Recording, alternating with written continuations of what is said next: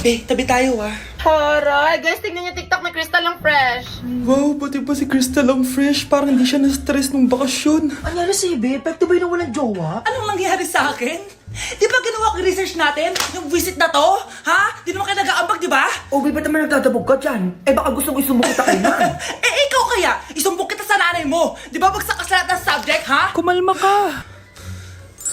Totoo ba to? Lumalapit sa akin si Crush. Magkakajowa na ako. Hi po. Hello. Salamat pala sa pagpapakopya sa akin ha. Ang taas ng score ko. Wala yun. Basta ikaw. Matalino ka sana kaso ganyan na tsura mo.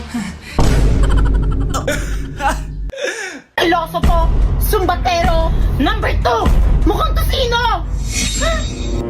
Sino nag-aaway? Eto, gamitin mo to. Sikreto to ni Crystal kaya nag-glow up siya. Be, totoo ba yan? No bumps, pimples, and acne marks? Mag-glow up na ako?